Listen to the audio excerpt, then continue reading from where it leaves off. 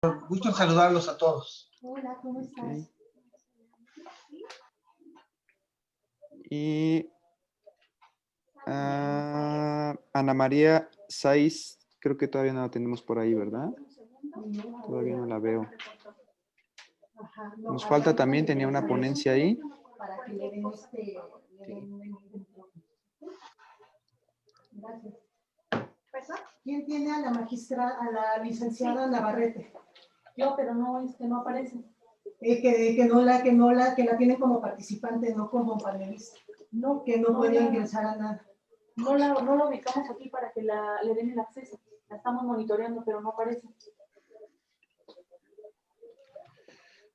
Esa es la única que estamos... Mario, parece que está como sin fronteras. Ana María está como sin fronteras IAP. ¿Sí? Para que se le den los permisos. La estoy perdiendo otra vez. Bueno. Ahí la escucho, ¿Sí? Ha perdido, pero bueno. 55, 21, 914. Gracias, sí, ahorita lo reporto al equipo técnico. Sí. Aquí abajo. Hola, ¿qué tal? ¿Cómo están? Buenas tardes.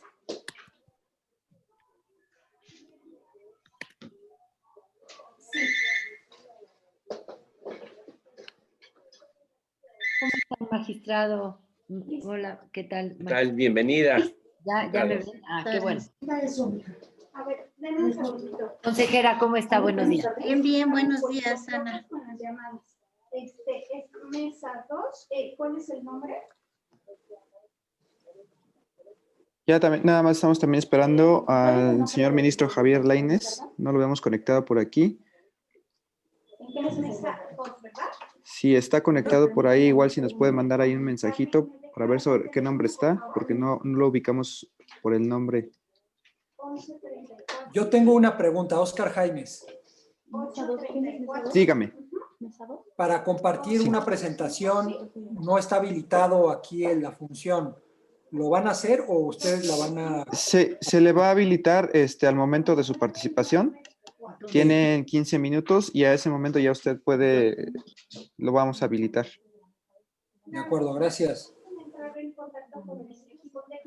Si hay algún problema, yo le devuelvo. No, pues ahora lo voy a platicar, ya, pues ya. No nos presenta. Que Marcela Elena. O sea, la presentación hicimos, nada más mandamos el escrito, ¿no?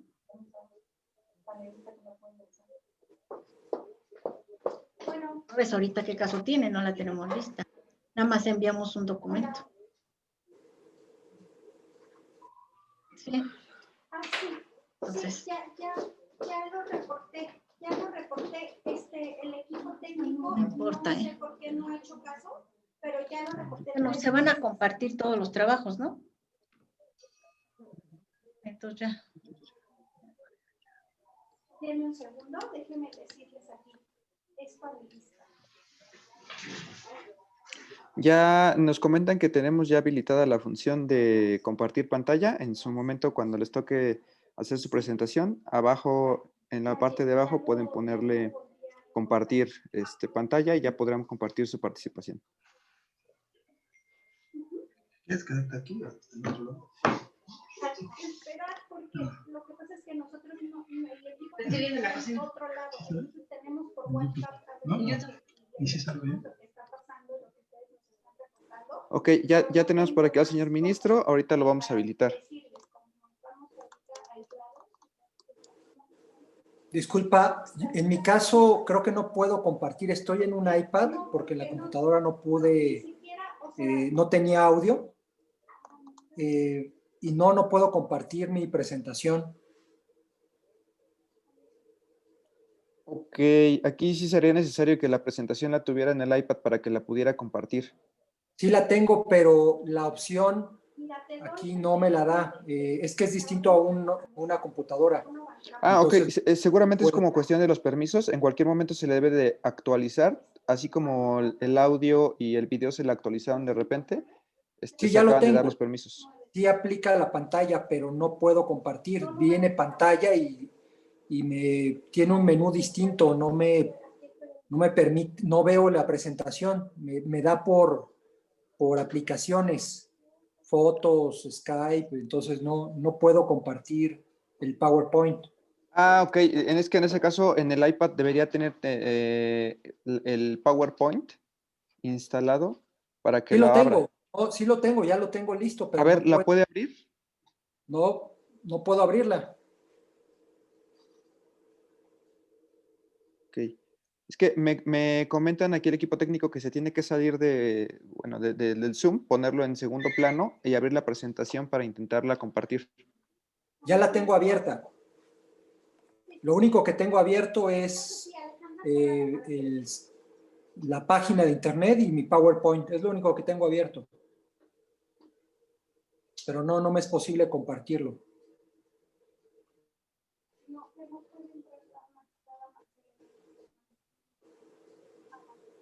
A ver, denme un segundo. Gracias.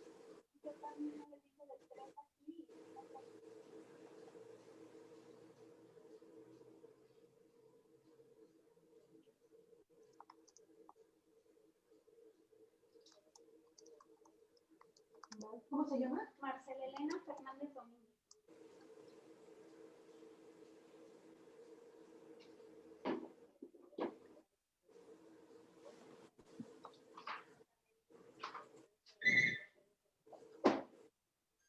A mí, buenas tardes. Hola. Sí, sí, en eso estamos, magistrada. Discúlpenos, por favor. Fíjense Hola. que nosotros estamos en un Hola, Loreta. ministro. Hola. equipo técnico y les estamos... Hola, buenas tardes, ministro. Bienvenido, señor ministro. Hola. Gracias. Perfecto. Parece que ya No estamos... fue mi culpa llegar tarde, compañeros, fue la tecnología. Sí. Parece que ya estamos todos. Nada más déjenme resolver el asunto de la compartida de la presentación. Y ya podemos dar inicio. Nada más de un segundito para checar ese último detalle. Ya lo sé, y de verdad le pido una... Señor ministro, ¿está de acuerdo? Yo hago la presentación de la claro. mesa y le cedo el uso de la voz a usted, ya como coordinador y para la exposición inicial y luego las A participaciones de ver, 15 minutos. pero podemos, de cada según uno de los panelistas. como estaba en el programa, los quienes hicieron sus ponencias pueden exponer, ¿no? En un máximo de 10, 15 Sí, exacto, minutos. señor ¿Sí? ministro. Ok. 15 minutos. Ok, 15 minutos, está perfecto. ¿Quién empieza, Loreta? ¿Tú o cómo la hacen? ¿Sí? ¿Tú empiezas? Yo las leí todas bien interesantes, que con una problemática muy grave, además. Muy Que preocupante. Navarrete no puede, que solamente está como participante, no como panelista. Marcela Elena Fernández habló como 5 veces para decir que no están los podía entrar a la panelistas. mesa. Y pues ya les dijimos por WhatsApp a los chicos.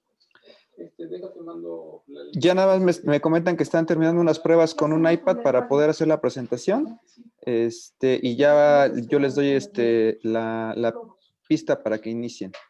Es que el jefe así me dijo que van a seguir que cuando terminara la gente fuera a dormir. ¿Cuál es el link? No, pero si tienes ponentes en mesas, ministros, dale, con los que tengas, aunque cambie el orden. Que las mesas arranquen. Que ya arranquen. Sí. Si las mesas arrancan, si ya tienen ministros, ya tienen ponentes, arrancan. Ok, hola a todos. Me están dando la instrucción de que ya iniciemos en lo que se resuelve lo del iPad, que ya podemos empezar. Ya estamos todos los de la mesa, entonces, como gusten, cuando gusten empezar, y aquí estamos para la asistencia por lo que se ofrezca. Gracias. Ariel, empieza. Pues bienvenidos a la mesa número 5 de esta 15ª Asamblea General Ordinaria de la Asociación Mexicana de Impartidores de Justicia. Tiene el tema de justicia para personas migrantes, refugiadas y sujetas de protección internacional. Contamos como coordinador, con mucho gusto, el señor ministro Javier Lainez Potisek, a quien cedo el uso de la palabra. Muchísimas gracias. Muy buenas tardes. Bienvenidos a nuestros panelistas del día de hoy. Creo que puede ser una mesa muy fructífera. Tuve la oportunidad de leer las ponencias que presentaron, todas con una problemática muy específica, muy preocupante, me parece a mí, en este tema de los derechos humanos de las personas en movilidad, es decir, de los migrantes. Si quieren, conforme a la temática que nos presentó la AMIG, daríamos oportunidad a que los ponentes, yo sí les pediría tratar de sujetarse a los minutos que nos dieron, porque luego tenemos al final de la mesa, hay que hacer las conclusiones y luego la ceremonia de clausura. Le voy a pedir a la doctora Loreta Ortizal, que está en casa, que es consejera de la Judicatura Federal, además de no necesita presentación, con su amplia participación siempre en la academia, que exponga durante 15 minutos lo que tiene que decirnos o compartir conforme a la ponencia que envió Loreta. ¿Cómo estás? Enciende tu micrófono y adelante. Muy bien, ministro, y muchísimas gracias. Bueno, para dar inicio, pues voy a hacer el comentario sobre los estándares interamericanos relacionados con el derecho de acceso a la justicia y el debido proceso legal para las personas migrantes. Uno de los fenómenos de más difícil solución en este siglo es la gobernanza migratoria, es decir, la garantía de una migración segura, ordenada y regular para todas las personas. Si bien el fenómeno migratorio es considerado como una característica estructural de la humanidad, ya que el tránsito en búsqueda de mejores condiciones de vida o para huir o sobrevivir a distintas amenazas ha sido una constante a lo largo de la historia, en las últimas décadas se ha evidenciado un viraje casi generalizado de los países receptores del flujo migratorio hacia políticas, leyes y prácticas más restrictivas enfocadas en la detención migratoria y la deportación. Así lo ha señalado la propia Corte Interamericana de Derechos Humanos en su informe 2015 sobre la movilidad humana. El panorama antes descrito ha ocasionado que miles de personas carezcan de canales regulares y seguros para poder migrar y en consecuencia ha contribuido al deterioro de la de por sí difícil situación de vulnerabilidad en que viven muchas de las personas migrantes. De acuerdo con el Centro Global de Análisis de Datos de Migración de la Organización Internacional para las Migraciones, en 2019 el número de personas que residían en el país distinto al de nacimiento alcanzó los 272 millones de personas. Esto significó un aumento de 14 millones de personas con relación a los datos registrados en 2017. De estos 272 millones de migrantes internacionales, se estima que el 48% son mujeres, 14% niños y niñas, 60% trabajadores migrantes. Por su parte, con relación a la distribución por regiones, Asia acoge alrededor al 31% de la población migrante internacional, Europa el 30%, América el 26%, África el 10% y Oceanía el 3%. A lo anterior se suman 740 millones de personas que, de acuerdo con el Programa de Naciones Unidas para el Desarrollo, han migrado internamente dentro de estos países. Las cifras referenciadas no solo revelan la gran dimensión que tiene el fenómeno migratorio en nuestros tiempos, además adquieren mayor sentido cuando se entienden en el contexto de un mundo desarraigado y transformado por las políticas económicas regresivas que han profundizado las diferencias económicas y sociales entre los distintos países y sus habitantes. No es fortuito que los Objetivos del Desarrollo Sostenible y la Agenda 2030 para el Desarrollo Sostenible incluyan acciones encaminadas a la gobernanza migratoria, como una parte fundamental de la estrategia global para reducir las desigualdades y erradicar la pobreza.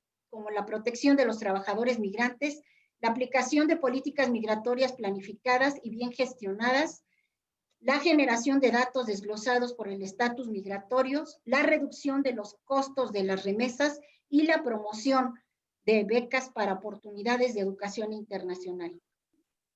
En el ámbito del derecho internacional, la regulación y protección en materia de movilidad humana ocupa un papel fundamental dentro del proyecto universalizante de paz e igualdad de los derechos humanos. Desde la Declaración Universal de los Derechos Humanos, documentó que marcó el hilo en la historia de los derechos humanos y el derecho internacional, los estados reconocieron que toda persona tiene derecho a circular libremente y a elegir la residencia en el territorio de un país, a salir de cualquier país, incluso del propio, y a regresar a su país. Además, que en caso de persecución, las personas tienen derecho a buscar asilo y a disfrutar de él en cualquier país. A nivel regional, la Declaración Americana de Derechos y Deberes del Hombre afirma desde su preámbulo: los derechos esenciales del hombre no nacen del hecho de ser nacional de un determinado estado, sino que tienen como fundamento los atributos de la persona humana. Asimismo, establece que toda persona tiene el derecho a fijar su residencia en el territorio del estado del que es nacional, de transitar por él libremente y no abandonarlo sino por su voluntad, además de buscar y recibir asilo en territorio extranjero en caso de persecución que no sea motivada por delitos del orden común y de acuerdo a la legislación de cada país y de acuerdo con los convenios internacionales. Por su parte, la Convención Americana sobre Derechos Humanos establece en su artículo 22 el alcance y contenido del derecho de circulación y residencia, sea para ser ejercido dentro del territorio del cual una persona es nacional o en el contexto de la migración internacional, además de contener la regulación que en sentido estricto implica el derecho de circulación y residencia. El mismo artículo dispone la prohibición de expulsión de nacionales, la prohibición de ser privado del derecho a ingresar al territorio del que se es nacional, el derecho de buscar y recibir asilo, el principio de no devolución, que es norma de jus cogens o norma imperativa de derecho internacional general, la prohibición absoluta de expulsiones colectivas de extranjeros. A partir de los derechos consagrados en diversos tratados de carácter general y considerando las circunstancias específicas que envuelven cada una de las categorías de personas protegidas en el contexto de la movilidad humana, se han adoptado a la fecha diversos instrumentos internacionales vinculantes y no vinculantes en la materia. Algunos de los principales: la Convención sobre el Estatuto de los Refugiados, adoptada en julio de 1951, de la cual México es parte; la Convención sobre el Estatuto de los Apátridas de Naciones Unidas, de 1954, también México es parte; la Convención para reducir los casos de apatridia de 1961, México también es parte; la Convención de Viena sobre relaciones consulares de 63, en el mismo sentido, México es parte; el Protocolo sobre el Estatuto de los Refugiados de 67, de igual manera, México es parte; la Declaración de Cartagena sobre Refugiados de 84, México es parte; la Convención Internacional sobre la Protección de los Derechos de todos los trabajadores migratorios y de sus familiares de 1990, México es de los estados firmantes, de los fundadores, se puede decir. Los principios rectores de los desplazamientos internos, 1998, el Protocolo para prevenir, reprimir, sancionar la trata de personas, 2000, de igual manera México es parte; el Protocolo contra el tráfico ilícito de migrantes por tierra, mar y aire, también del 2000, México es parte; y el Pacto Mundial para la Migración Segura, Ordenada y Regular de 2018. Como sabemos y como puede desprenderse de la regulación internacional referida, existen distintas categorías protegidas en el concepto de la movilidad humana: personas migrantes, personas refugiadas, solicitantes de asilo, apátridas, niños, niñas o adolescentes no acompañados, niños, niñas o adolescentes separados y desplazados internos. A los efectos de esta ponencia, me referiré únicamente a las personas migrantes, por considerar que son las que se encuentran en el mayor estado de vulnerabilidad, sobre todo a los que se han denominado incorrectamente como ilegales. y a los estándares desarrollados por la Corte Interamericana de Derechos Humanos con relación a ellos.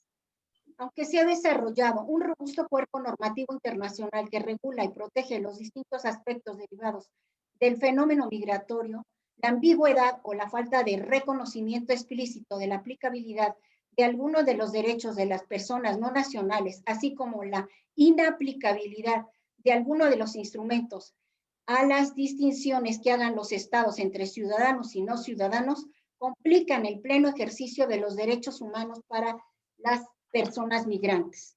Ejemplos de lo anterior son el Pacto Internacional de Derechos Económicos, Sociales y Culturales y la Convención Internacional sobre la Eliminación de todas las formas de discriminación racial. El primero al señalar en su artículo 2 que los países en desarrollo, teniendo debidamente en cuenta los derechos humanos y su economía nacional, podrán determinar en qué medida garantizarán los derechos económicos reconocidos a personas que no sean nacionales suyos. La segunda, a su vez, dispone en su primer artículo que la Convención no se aplicará a las distinciones, exclusiones, restricciones o preferencias que haga un Estado parte en la presente Convención entre ciudadanos y no ciudadanos. Como he señalado en otras ocasiones, para lograr avances en esta materia, es indispensable que los órganos de control y jurisdicción en materia de derechos humanos, vía precedentes, conformen normatividad internacional obligatoria ante los vacíos normativos que persisten y aún más frente a la resistencia y negativa que persiste por parte de algunos estados por ratificar los instrumentos internacionales de protección de personas en contexto de movilidad humana, como es la Convención de Naciones Unidas para la Protección de todos los trabajadores migratorios y sus familiares. De esta forma, los estándares de la Corte Interamericana de Derechos Humanos han desarrollado en los casos relacionados con personas migrantes y adquieren particular relevancia en el contexto actual de la gobernanza migratoria en la región. De inicio y con relación a la condición jurídica y derechos de los migrantes indocumentados, la Corte señaló en la opinión consultiva OC 1803 del 17 de septiembre del 2003, solicitada por México, que el principio fundamental de igualdad y no discriminación forma parte del derecho internacional general y es aplicable a todos los estados. Incluso está en el dominio del jus cogens. Bueno, y luego la segunda gran opinión consultiva es la OC 16, la de la notificación, el derecho de asistencia consular, que además fue la base para la reclamación internacional a la Corte Internacional de Justicia para proteger a nuestros connacionales, que incluso se determinó que este derecho constituye una obligación erga omnes. Conviene de conformidad. En este sentido, estas son dos grandes precedentes, tanto la OC 16 como la OC 18. Lamento que a la fecha no se señale en ninguna ley, y menos en la Constitución, este derecho de asistencia consular, por lo que debería insistirse en esta inclusión, ya que en caso de ser privado de la libertad, no solamente ser detenido, privado de la libertad, cualquier migrante tiene el derecho a asistencia consular. Es el caso Florence Cassés, en virtud del cual precisamente se determinó por la Suprema Corte de Justicia que al no haberse cumplido con este derecho o satisfecho este derecho contemplado en la Convención de Viena de Relaciones Consulares, se debería de, pues en este caso, se declaró la libertad de Florence Cassés por no haber garantizado, como dice la Corte Interamericana de Derechos Humanos, este derecho garantiza el derecho de acceso a la justicia. Si no se garantiza la notificación consular, se está violando el derecho de acceso a la justicia y todo el procedimiento se viene abajo. Con relación al debido proceso, un estándar importante que ha establecido la Corte, y con esto termino, se encuentra sin duda, sin la menor duda, en el caso Vélez Lor contra Panamá, asunto referente a la responsabilidad internacional del Estado por el incumplimiento del debido proceso en la detención migratoria de Jesús Vélez Lor. Al efecto, la Corte determinó El debido proceso es aplicable en la determinación de los derechos y obligaciones de orden civil, laboral, fiscal o de cualquier otro carácter, por lo que las garantías mínimas derivadas de este no corresponden exclusivamente a la materia penal. A causa de ello, cualquier proceso o procedimiento que involucre la determinación de derechos y obligaciones de personas migrantes debe necesariamente observar las garantías mínimas del debido proceso. En estrecho vínculo con lo anterior, la Corte concluyó en el mismo caso que si bien la función jurisdiccional compete eminentemente al Poder Judicial, existen múltiples escenarios en los que otros órganos o autoridades públicas ejercen funciones de carácter materialmente jurisdiccional y toman decisiones que afectan derechos humanos. En dichos casos, el debido proceso exige que cualquier autoridad pública cuyas decisiones puedan afectar los derechos de las personas migrantes, sea administrativa, legislativa o judicial, deberá tomar sus determinaciones con pleno respeto a las garantías del debido proceso. De lo contrario, las personas no estarían en condiciones de defender adecuadamente sus derechos ante cualquier tipo de afectación por parte del Estado. Aún más, el órgano jurisdiccional interamericano reafirmó que el debido proceso es un derecho que debe ser garantizado, subrayo, a toda persona, no importa que sea migrante regular o irregular, independientemente de cuál sea su estatus migratorio, lo cual se traduce en la obligación estatal de garantizar a las personas migrantes, incluso quienes se encuentran en situación irregular, tengan la posibilidad de hacer valer sus derechos y defender sus intereses en condiciones de igualdad con otros órganos justiciables. Este estándar fue retomado, como ya habíamos mencionado, en la opinión consultiva OCE 16/99 sobre el derecho a la información sobre la asistencia consular en el marco de las garantías del debido proceso legal y de la sentencia en el caso Hillary, Constantin contra Benjamín y otros contra Trinidad y Tobago. En el mismo sentido también la sentencia en el caso Nadesto Serma y otros contra la República Dominicana. La gente se muchísimas gracias. Es como que si no supiera manejar. Muchas gracias, Loreta.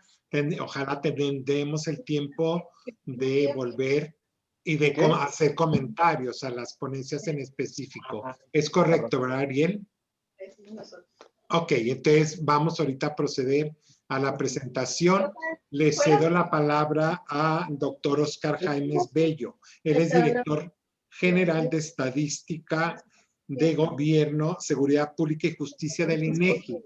También nos va a hablar de este tema, fundamentalmente derechos humanos en materia migratoria, pero desde una perspectiva estadística.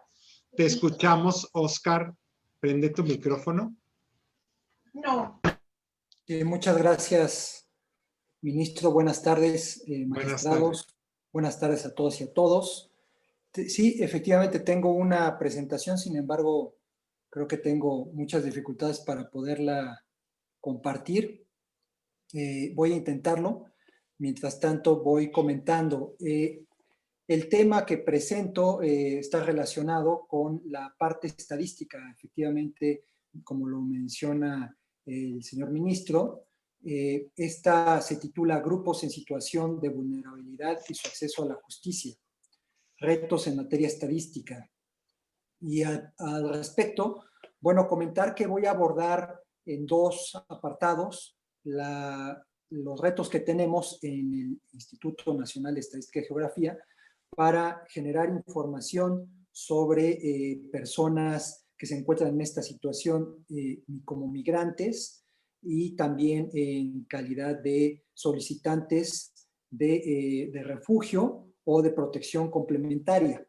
Entonces, bueno, todavía no puedo poner la presentación, pero voy avanzando entonces en esta exposición. Lo primero es comentar que tenemos algunos programas estadísticos dentro del instituto relacionados con justicia.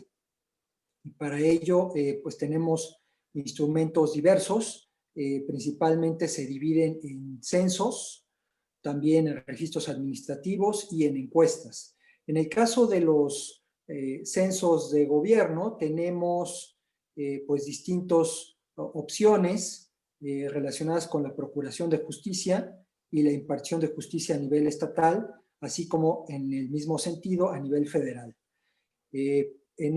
Para las materias en general tenemos información agregada para todas las materias y tenemos con mayor profundidad información para la materia penal, incluso a nivel de registro individualizado para el fuero común.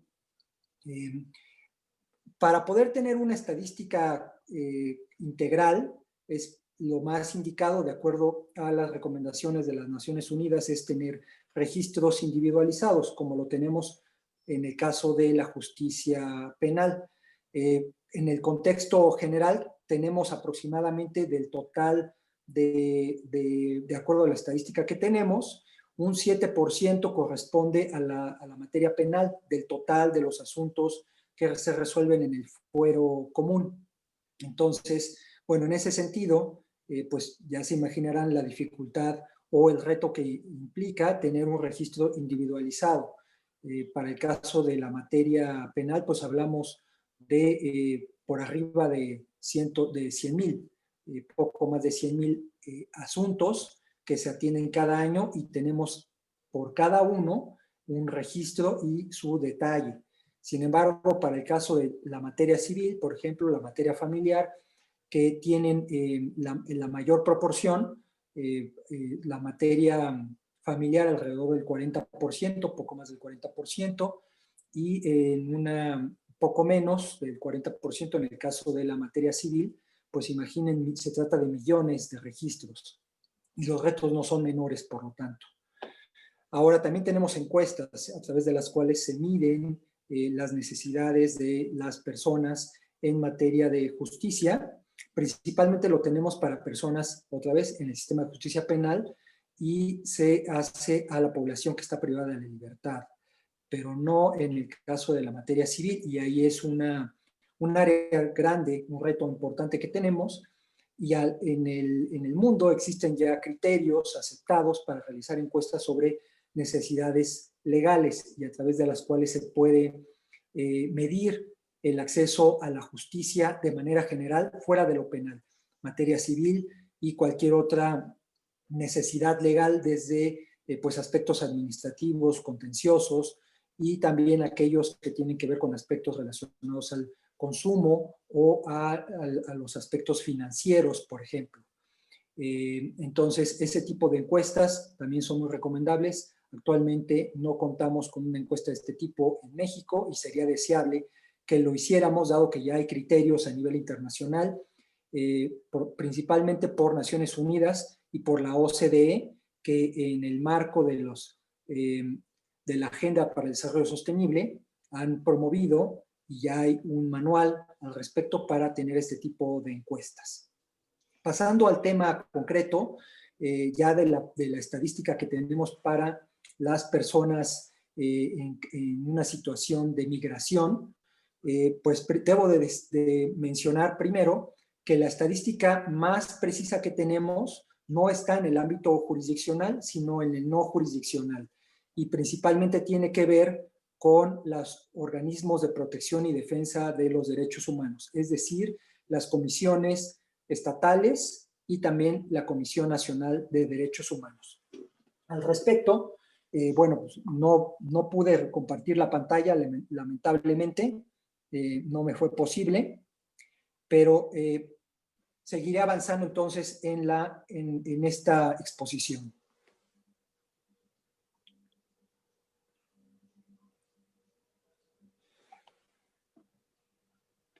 No, lamentablemente no puedo compartir la pantalla, pero entonces seguiré avanzando como mencionaba.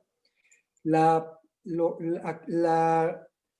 información que tenemos disponible data de 2014 para estos órganos no jurisdiccionales de protección y defensa de los derechos humanos. Y lo que hicimos en el instituto fue iniciar un programa estadístico. En un inicio era experimental, ahora ya es un programa regular. Y en este caso, bueno, debo de mencionar que este programa estadístico lo lanzamos en 2014 con el apoyo de la Oficina del Alto Comisionado de las Naciones Unidas para los Derechos Humanos. Y esto lo hicimos en 2014 y lo continuamos hasta 2016, principalmente para tener información acerca de la parte correspondiente a los recursos y la infraestructura que tiene estos organismos de protección y defensa de derechos humanos. Que, bueno, si hacemos, digamos, una analogía respecto a los órganos jurisdiccionales, que se tiene una estadística, como mencionaba, el INEGI la genera a partir de 2010, ya de manera estructurada y estandarizada para todo el país. Entonces hacía falta este otro tema para el ámbito no jurisdiccional, y también buscamos tener la función, estadísticas sobre la función de protección y defensa de los derechos humanos, y también sobre la educación, difusión y promoción de los derechos humanos en estos organismos de protección y defensa de los derechos humanos. A partir de 2017 cambia su denominación a un esquema de censos de gobierno en el ámbito de los derechos humanos, y lo hicimos así también para las comisiones locales, las estatales, y también la Comisión Nacional de los Derechos Humanos. ¿Qué es lo que hemos considerado?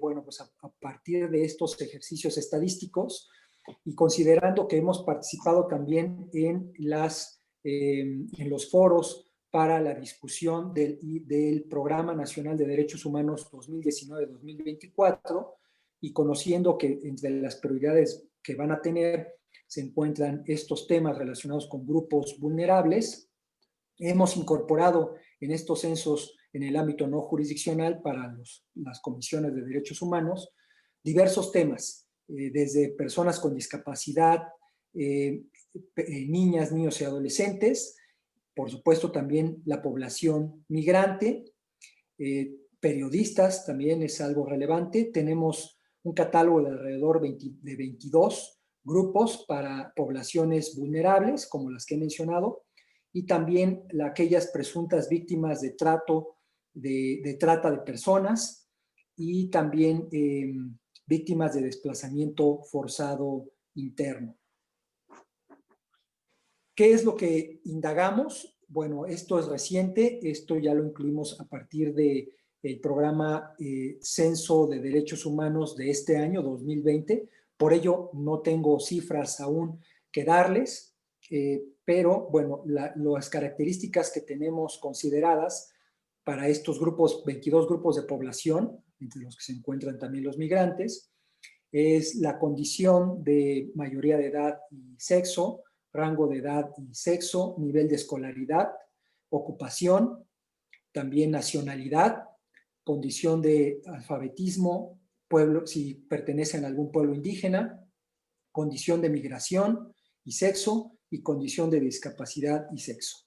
Esas son las variables que hemos incluido, y también tengo que comentar que dada la necesidad que se tiene detectada de transversalizar una perspectiva de derechos humanos en la estadística oficial, se creó dentro del Sistema Nacional de Información Estadística y Geográfica, del cual el INEGI es el coordinador, de acuerdo a lo establecido en el artículo 26 constitucional, apartado B, así como también en la ley del Sistema Nacional de Información Estadística y Geográfica, un comité técnico especializado dentro de los órganos colegiados de este Sistema Nacional de Información Estadística y Geográfica, que atiende el tema de derechos humanos. Estos comités técnicos especializados, su tarea fundamental es tomar acuerdos entre las principales instituciones que producen y que utilizan la información estadística con un enfoque para el diseño y evaluación de las políticas públicas. Esa es su tarea. Para el caso de los derechos humanos, se instaló recientemente, en octubre de 2019, y este comité tiene como propósito ser una instancia de coordinación interinstitucional en la que se identifiquen y desarrollen acciones conjuntas para la elaboración y revisión de normas técnicas, lineamientos, metodologías, proyectos y procesos que se requieren para captar, integrar, producir, procesar, sistematizar y difundir información sobre derechos humanos. Las acciones que tiene a desarrollar pues principalmente son dos. Una hoja de ruta que permite avanzar en estos temas de generación de información estadística y geográfica homogénea en materia de derechos humanos, también los instrumentos que permitan generar esta información y un marco de referencia para la construcción de indicadores en materia de derechos humanos. En este comité participan las principales instituciones que generan información estadística y que la utilizan, por ejemplo, la Secretaría de Gobernación, la Fiscalía Especializada en Materia de Derechos Humanos de la Fiscalía General de la República, de la Secretaría de Relaciones Exteriores, la Subsecretaría para Asuntos Multilaterales y Derechos Humanos, la Comisión Nacional de Búsqueda de Personas, la Comisión Ejecutiva de Atención a Víctimas, el Consejo Nacional para Prevenir la Discriminación, y también hay representación de los organismos de protección y defensa de los derechos humanos a nivel local y está presidida por la Comisión Nacional de Derechos Humanos. Entre las tareas específicas que tiene este comité técnico especializado en materia de derechos humanos en el ámbito estadístico, se encuentra hacer énfasis en las violaciones graves de derechos humanos, reparación integral a víctimas de violaciones de derechos humanos, atención y protección a personas migrantes, refugiadas y solicitantes de la condición de refugio y construcción de paz. Los retos que tenemos en materia estadística es generar una norma para la clasificación nacional de violaciones a los derechos humanos con fines estadísticos, también hacer una evaluación de estos censos de gobierno en materia de derechos humanos y también en las encuestas que tienen de manera transversal este tipo o perspectiva de acceso a la justicia. Y elaborar un padrón para identificar aquellos registros administrativos relevantes para el Sistema Nacional de Información Estadística y Geográfica que por su factibilidad puedan ser explotados estadísticamente y que por su relevancia permitan generar mediciones para dar cuenta de la situación de los derechos humanos en México. Las áreas de oportunidad que tenemos en este comité técnico especializado en materia de derechos humanos, pues entre otros se encuentran los recursos y acciones que realizan las comisiones de atención a víctima, las de búsqueda de personas y el trabajo de las comisiones no jurisdiccionales en materia de derechos humanos y los mecanismos también para población privada de la libertad, para la protección también de periodistas, sindicalistas, defensores y activistas. Y por supuesto, en materia de desplazamiento forzado interno y refugiados. El segundo apartado tiene que ver con los avances que hay a nivel internacional en materia de estadística para personas desplazadas y también en materia de personas en carácter de solicitud o ya oficializados como refugiados. Esto es importante mencionarlo porque el mecanismo implica que pues habrá fórmulas ya establecidas para avanzar en la generación de información estadística. Este grupo de trabajo al que me refiero es un grupo de expertos en estadística de refugiados y personas internamente desplazadas que fue aprobado en 2016 en la Comisión de Estadística de las Naciones Unidas.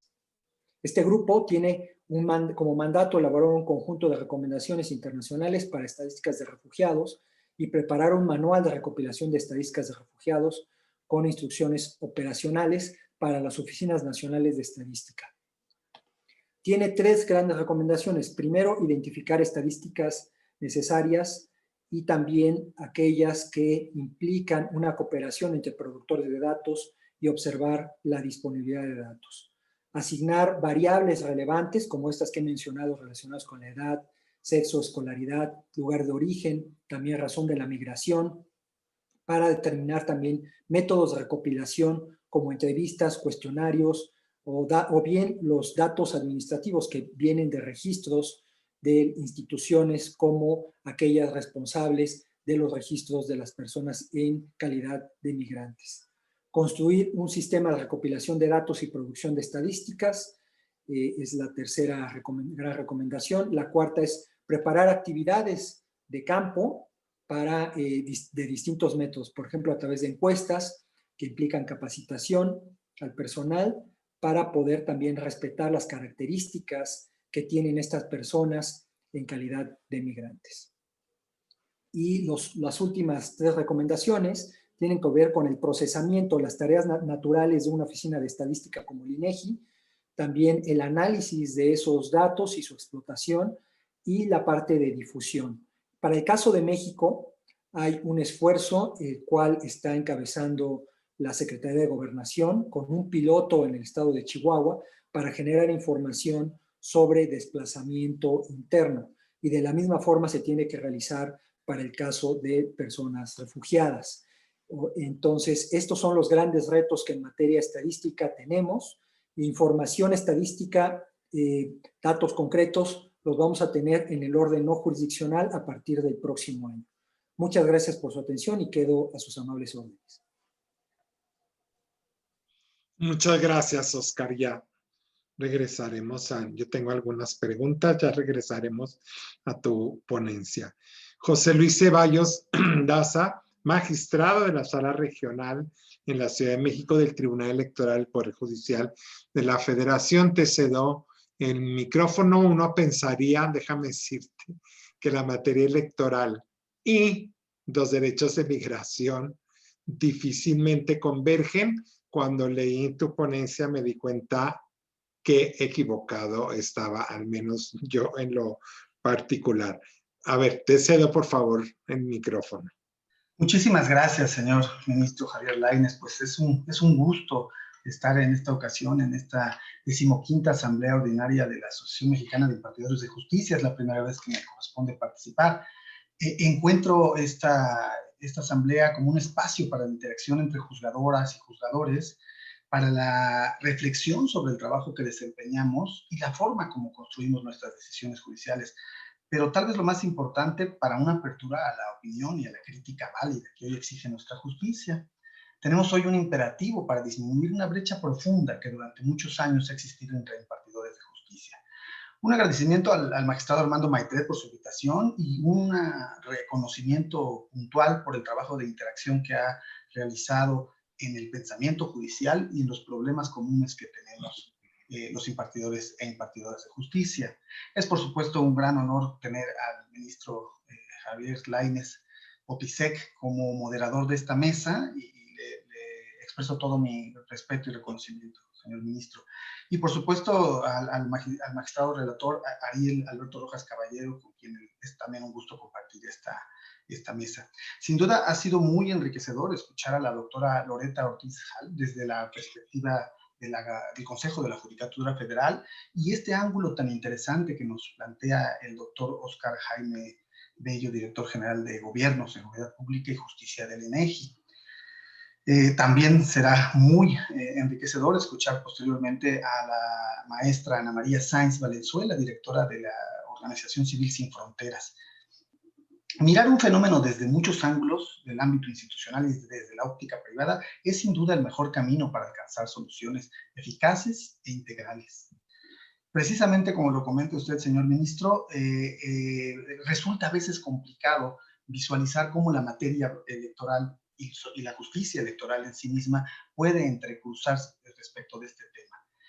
La ponencia que me permito someter a ustedes es el restablecimiento de la Diputación Migrante, el papel de la justicia electoral. En ella trataré de ejemplificar cómo en algún contexto el ámbito de la tutela que corresponde a la jurisdicción electoral ha podido participar en el resguardo de derechos humanos de las personas migrantes, particularmente en lo que toca al segmento que a nosotros nos corresponde, la posibilidad de ejercer sus derechos político-electorales. Este derecho político electoral debe verse desde dos aristas, desde la posibilidad de ejercer el derecho al sufragio, pero a su vez con la expectativa de aspirar a un cargo público de elección popular, aún ante la situación fáctica y condición especial que se encuentran las personas migrantes. Es una forma de mitigar, o al menos atemperar, la ausencia que durante muchos años han tenido en las cuestiones públicas. Un fenómeno innegable, y ya lo han dicho mis antecesores en la sociedad mexicana, es la necesidad que tienen cientos de miles de connacionales de emigrar a otros países con el propósito de acceder a una mejor condición de vida para sí mismos y para sus familiares. La condición de migrante impone de manera natural un sacrificio básico, alejarse de manera obligada o voluntaria de sus ciudades o comunidades, de su familia, sus costumbres, tradiciones, enfrentar situaciones desconocidas, los retos naturales que implica el desconocimiento total o parcial de otro idioma, el deterioro de su interacción social. Son solo algunos de los obstáculos inherentes a la calidad migrante. Bajo ese contexto, se vuelve necesario brindar a las y los compatriotas que residen en el extranjero un espacio suficiente dentro del debate para que puedan participar de manera activa en la toma de decisiones de nuestro país y del que no dejan de formar parte a pesar de su residencia en el extranjero. En México son varias las entidades federativas que han avanzado considerablemente en esta aspiración de respetar y garantizar el ejercicio de los derechos político-electorales.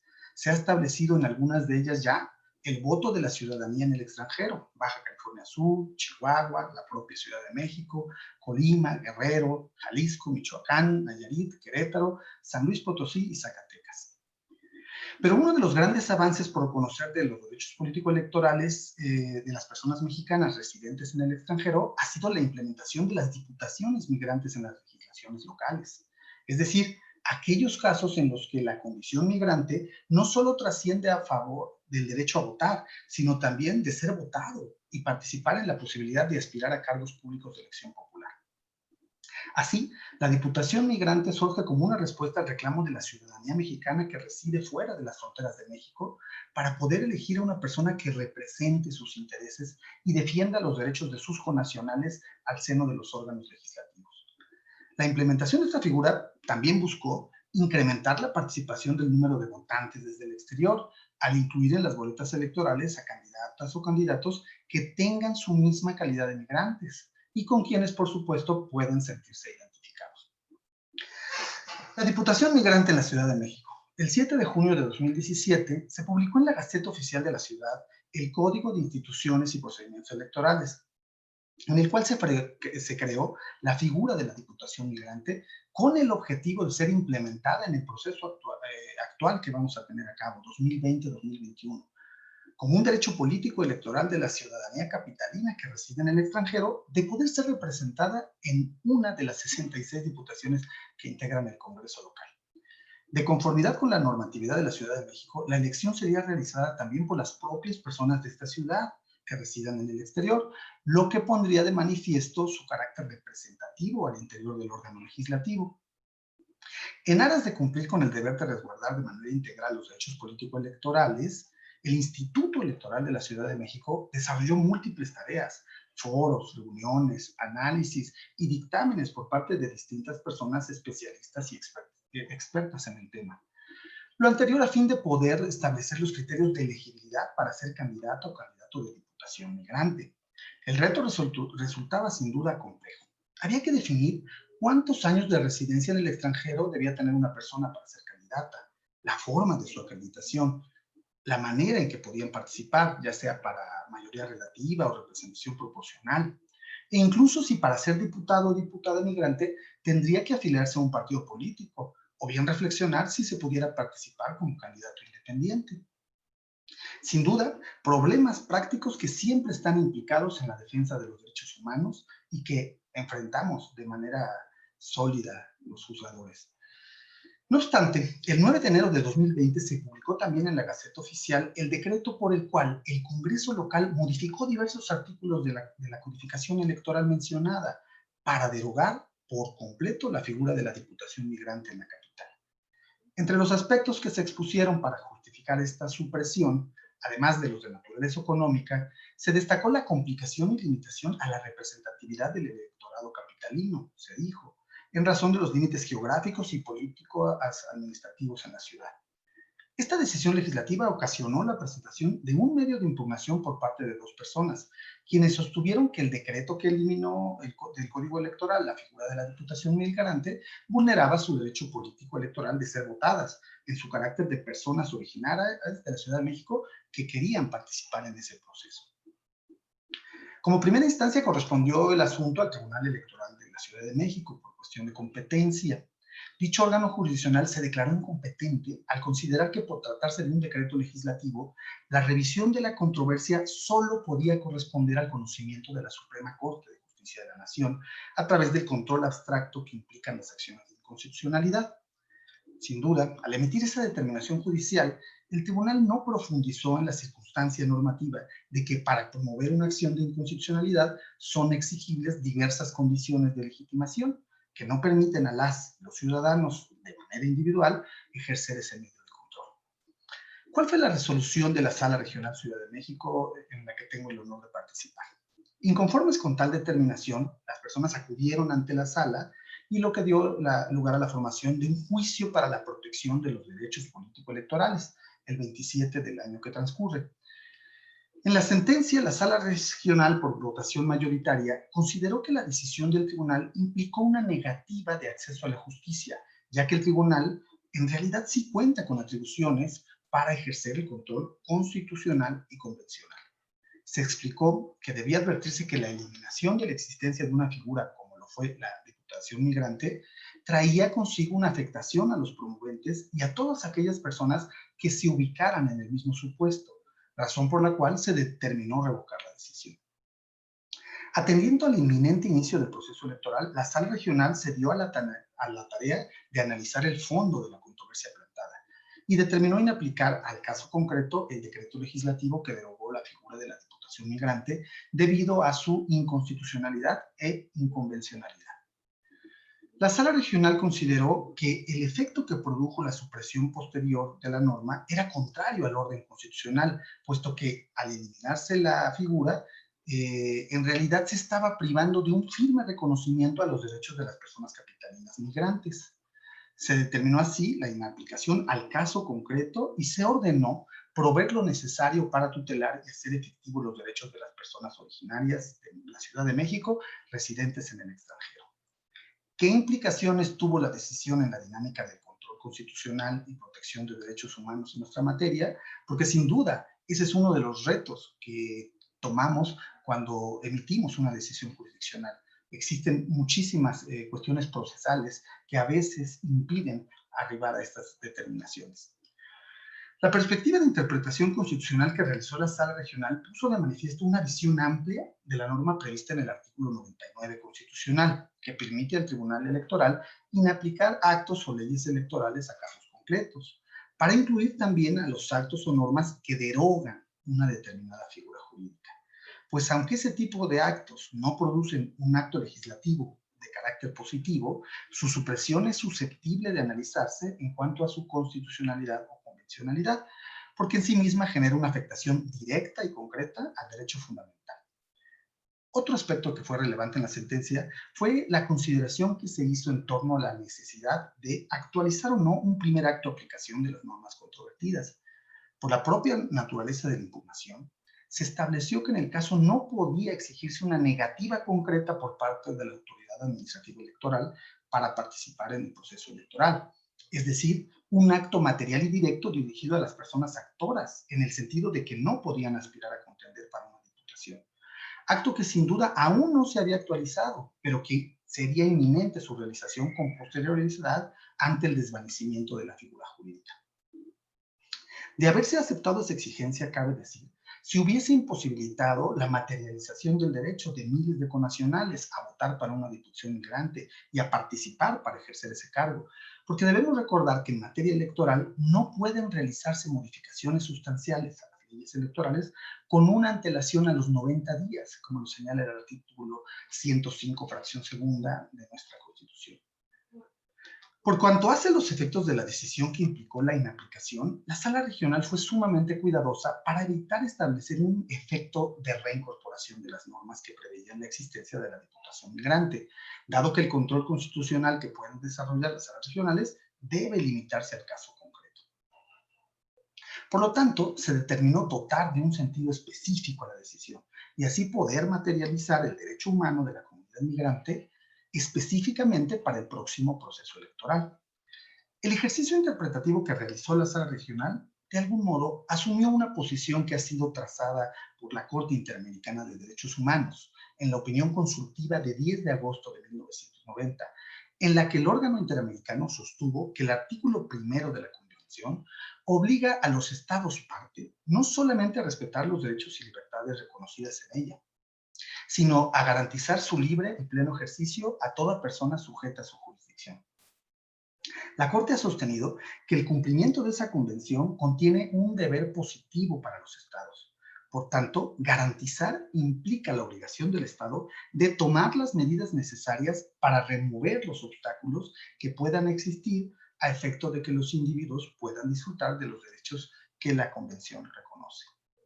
En mi perspectiva, quienes tenemos a cargo el deber de brindar una justicia electoral eficaz e integral, debemos asumir un compromiso con una interpretación que no solo logre un favorecimiento integral de los derechos de la persona, sino que también reconozcamos nuestro deber de promover el cambio social. Bajo este enfoque de interpretación, que en algunos segmentos de la doctrina se ha denominado como constitucionalismo transformador, no solo se identifica una vocación sólida para transformar las instituciones públicas y sociales de un país, sino para alcanzar una sociedad más igualitaria, participativa y democrática. Debemos alcanzar una justicia que busque equilibrar las persistentes desigualdades que históricamente han producido condiciones de vida inaceptables para millones de mexicanos, impidiéndoles gozar de las libertades y derechos que la propia norma fundamental les ofrece y les garantiza. Muchísimas gracias y quedo también a sus órdenes para cualquier comentario. Muchas gracias, José Luis Ceballos. Y ahora damos por último el uso de la palabra a Ana María Sáiz Valenzuela. Ella es directora de Sin Fronteras, institución de asistencia privada, que nos va a exponer conforme a su ponencia un tema una problemática muy dura, muy cruda en su diagnóstico, pero creo que muy necesaria al abordar estos temas. Adelante, Ana. Muchísimas gracias, ministro. Quiero agradecer esta oportunidad a la Asociación Mexicana de Impartidores de Justicia, en particular al magistrado Armando Maitret, por la posibilidad para participar en este diálogo franco y cercano, pues con usted, ministro Lainez, y con ustedes, magistrados y colegas, no solo en esta importante asamblea, pues sino también mediante el recientemente celebrado 5º Premio de Sentencias sobre personas migrantes y sujetas de protección internacional. En México, la detención migratoria se instaló como una herramienta de control y contención de los flujos migratorios desde el siglo XIX, al menos con la Ley de Migración de 1930 y posteriormente con la Ley General de Población de 1974. En la última década se ha denominado presentación o alojamiento, incluso rescate, al acto de privar de la libertad a personas migrantes o sujetas de protección internacional en estaciones migratorias y estancias provisionales, eufemismos que se encuentran contenidos desde la propia Ley de Migración. A lo largo del territorio nacional existen 52 centros de detención para personas en contexto de movilidad humana, 30 estaciones migratorias, 22 estancias provisionales en las que hay personas en movilidad privadas de la libertad sin acceso a una defensa legal y sin acceso a jueces o muy limitado acceso. En el último lustro, las detenciones migratorias, los retornos, las deportaciones de personas extranjeras han aumentado en respuesta mayormente a las presiones ejercidas por el gobierno de los Estados Unidos de Norteamérica, situación agudizada por los éxodos o caravanas centroamericanas que dieron lugar a un acuerdo bilateral entre México y Estados Unidos para que este país redujera los ingresos irregulares por la frontera sur. Sobre este respecto, debe señalarse que si bien las detenciones migratorias aumentan, las condiciones de las estaciones migratorias no mejoran. Diversas organizaciones de la sociedad civil y la Comisión Nacional de los Derechos Humanos hemos documentado las precarias condiciones de detención de dichos recintos migratorios, entre ellos el hacinamiento, el deficiente saneamiento y cuidado de las instalaciones, la mala alimentación, la escasa atención médica, entre muchas otras condiciones que suponen distintas violaciones a los derechos humanos de acuerdo a los propios parámetros reconocidos por el orden jurídico mexicano. A estas condiciones y a partir de marzo del 2020 se sumó una nueva variable al contexto de detención migratoria, que es la pandemia ocasionada por el COVID-19. En México se reconoció dicha enfermedad como de atención prioritaria el 23 de marzo y como emergencia sanitaria el 30 de marzo. Sin embargo, no se tenía clara la inclusión de medidas para evitar y frenar el contagio del nuevo virus al interior de estas instalaciones, como estaciones migratorias y estancias provisionales. Lo anterior tuvo consecuencia desafortunada 5 motines iniciados al interior de las estaciones migratorias, incitados por las propias personas detenidas, quienes exigían su propia liberación o deportación ante el temor de contraer COVID-19. Entre estos se cuenta el ocurrido el 31 de marzo en la estación migratoria en Tenosique, Tabasco, que registró un incendio al interior de estas instalaciones, en el que desafortunadamente derivó en la muerte de una persona guatemalteca y varias más hospitalizadas. Los anteriores hechos impulsaron la comunicación, esfuerzo y decisiones de distintas organizaciones de la sociedad civil en México ante un panorama sanitario que evidentemente dejaba de lado la atención de las personas en contexto de movilidad humana. Esfuerzos que quedaron cristalizados con la interpretación de diversas acciones jurisdiccionales en distintas ciudades como Tijuana, Coatzacoalcos, Villahermosa, Tapachula, Monterrey y la Ciudad de México, mismas que cuestionan la detención migratoria como un medio de disuasión de los flujos en movilidad por parte del gobierno mexicano, sobre todo en el contexto crítico de salud que sigue suponiendo la pandemia por COVID-19. Sumada a estas acciones jurisdiccionales, se presentó entonces también una queja ante la Comisión Nacional de los Derechos Humanos por la muerte ya mencionada de la persona guatemalteca en el motín de la estación de Tenosique, Tabasco, y se han iniciado distintas acciones con la Comisión Interamericana de Derechos Humanos y las agencias de Naciones Unidas preocupadas por la situación de las personas en contexto de movilidad en México. Ante esta situación, un conjunto de organizaciones de la sociedad civil ideamos una estrategia legal que trataré de explicar a continuación. Derivado de estas acciones, iniciamos distintos amparos en distintos estados de la República que puedo dar constancia, gracias a eso, de los criterios judiciales dispares generados a partir de una misma estrategia de amparo. Este esfuerzo, que agrupó a más de 40 organizaciones de la sociedad civil en México buscando la protección más amplia a los derechos de la población particularmente vulnerable a partir de la presentación de una misma demanda ante distintos circuitos judiciales en los que se divide el país. Con esto se pretendió demostrar aquello que ya percibíamos distintos litigantes y también que trabajamos en organizaciones en el tema de movilidad humana respecto a la interpretación desigual y en algunas ocasiones incluso contradictoria de un estado a otro, percepción que nos es posible demostrar de la siguiente manera. Por ejemplo, tomando en cuenta la recepción del amparo en ciudades como Tijuana, Coatzacoalcos, Villahermosa, Tapachula, Monterrey y la Ciudad de México, la disparidad de criterios llama particularmente la atención. No obstante que el estudio, interpretación y aplicación de los criterios de parte de los jueces de distritos parten del mismo orden jurídico sustentado en el respeto a los derechos humanos. Vamos primero a Tijuana. Una de las primeras ciudades en donde se presentó esta demanda, en el 5º Juzgado de Distrito en materia de amparo y juicios federales, que ha tenido una atención desproporcionada en el sentido que en uno de sus primeros autos, el relativo a la suspensión de plano y admisión de la demanda, este juzgado optó simplemente por ordenar que las autoridades señaladas como responsables tomaran medidas de previsión sanitaria para proteger la salud y la vida de las personas vulnerables al COVID-19 resguardadas en las estaciones migratorias, sumándose con ello al propio patrón de conducta reclamado, que es la detención.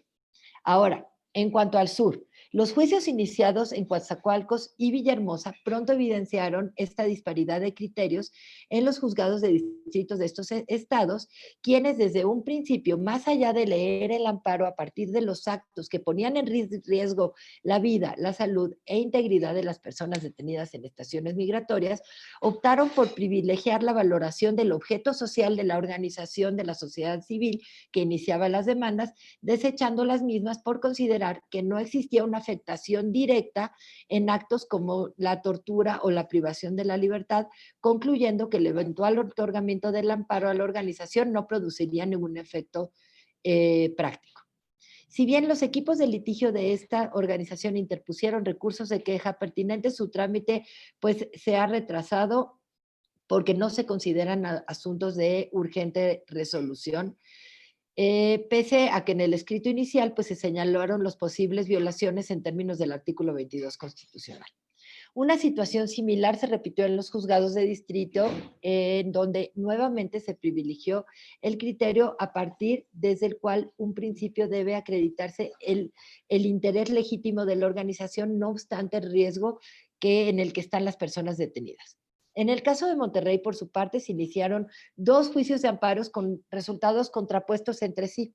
Por un lado, el primer amparo fue desechado bajo las mismas consideraciones que en el caso de Coatzacoalcos, Villahermosa y Tapachula, mientras que en un segundo intento, el juzgado tercero de distrito en materia administrativa de Nuevo León resolvió admitir la demanda presentada, aunque sin garantizar a través de la suspensión la protección de la salud de las personas detenidas en las instalaciones del Instituto Nacional de Migración. Preocupa que en los amparos presentados en los estados del norte del país se haya tenido un alcance por demás limitado en el aseguramiento de las medidas de suspensión para procurar la salud de la población en contexto de movilidad durante este periodo de pandemia, sin dejar de señalar la interpretación contraria a los derechos de acceso a la justicia e igualdad que prevaleció en los estados del sur. Por último, vale la pena destacar las experiencias obtenidas desde la Ciudad de México a partir del trabajo de los juzgados primero y segundo de distrito en materia administrativa de esta ciudad capital. Los distintos juicios de amparo iniciados continúan aún en estudio. De esto resulta importante destacar el identificado con el expediente 426/2020, en el cual la juzgadora ha destacado de sus pares y ha determinado una suspensión de oficio y de plano de avanzada, reconociendo la urgencia y necesidad de atención de este grupo, en particular condición de vulnerabilidad durante esta pandemia, criterio que logra evidenciar las disparidades entre esta acción específica y otras promovidas en otros estados del país, lo cual es base para evidenciar los obstáculos de acceso a la justicia de las personas en contexto de movilidad durante este escenario de pandemia. De forma bastante apegada a los altos estándares en materia de derechos humanos, de forma urgente, el juzgado primero de distrito atendió la presentación de esta segunda demanda presentada a nivel nacional por 4 organizaciones de la sociedad civil. De forma inmediata dictó 11 medidas de protección a las autoridades señaladas como responsables en este amparo, entre ellas la publicación de informes detallados sobre las personas detenidas en estaciones migratorias y estancias provisionales, debiendo precisar la situación en la que se encontraban grupos en situación de vulnerabilidad, como son niñas, niños y adolescentes, adultos mayores, mujeres embarazadas y grupos en situación de riesgo frente al COVID. La implementación de medidas urgentes de prevención y mitigación de la COVID-19 al interior de las estaciones migratorias, incluyendo la obligación expresa de brindarles insumos de higiene.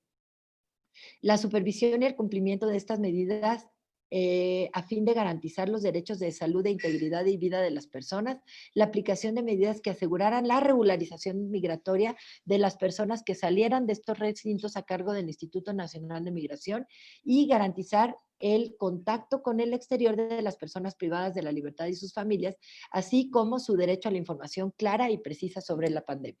En contraste con el resto de las acciones relatadas líneas arriba, este juzgado de distrito privilegió la urgencia del caso en razón de los riesgos de la salud, de la integridad y de la vida de la población detenida por razones migratorias, destacándose también por admitir la demanda de amparo en atención al interés legítimo de las organizaciones que la presentamos. Una vez que se reanudaron los plazos y términos en razón de la contingencia sanitaria, pero sin dejar en desprotección a este grupo de extrema vulnerabilidad.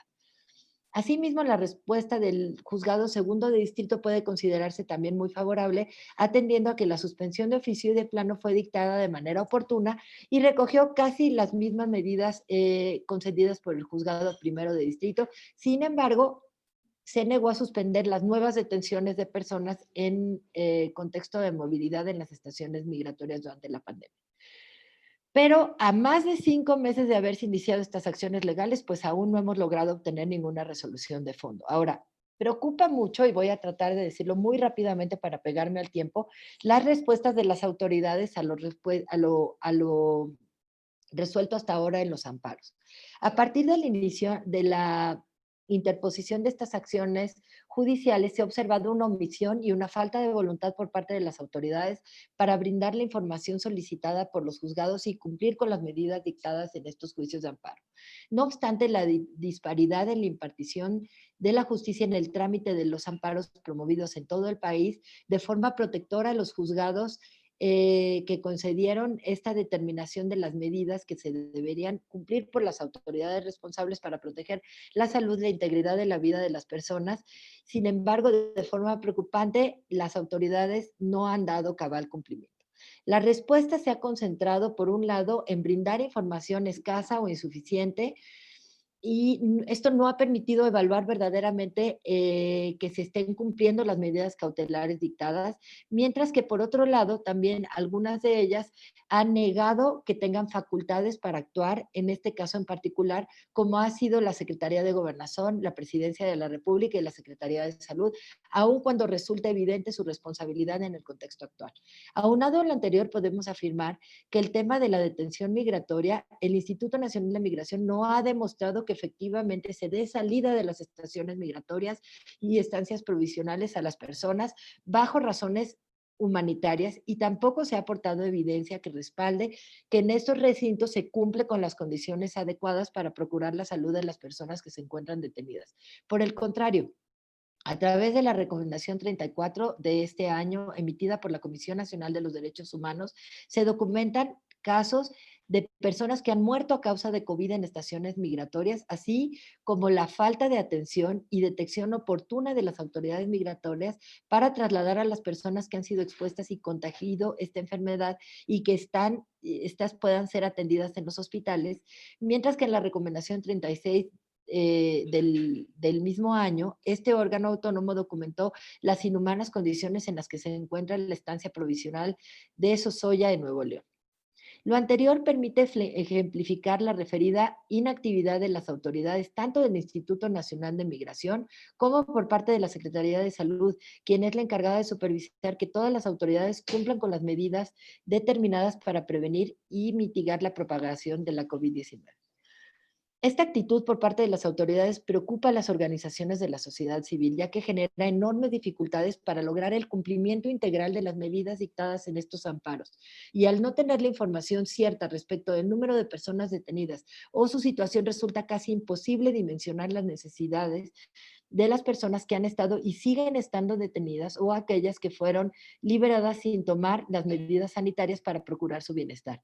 Esto, en última instancia, redunda en la imposibilidad de establecer una estrategia encaminada a garantizar la salud de todas las personas en contexto de movilidad, objeto último de las estrategias jurídicas. Así, desde las organizaciones de la sociedad civil, no deja de preocupar tanto el incumplimiento de las medidas como la ausencia de medidas más determinantes por parte del Poder Judicial a fin de hacer efectivo el derecho a la justicia, al acceso a la justicia de las personas migrantes, ya que hasta ahora solamente no hemos logrado el impacto esperado en las condiciones en las que se encuentran las personas migrantes frente a esta pandemia.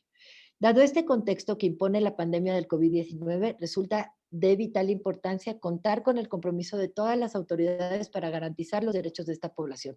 Desde el Poder Judicial se requiere seguir con las buenas prácticas que se han observado en el centro del país y lograr que se repliquen e incluso mejoren en todo el territorio nacional.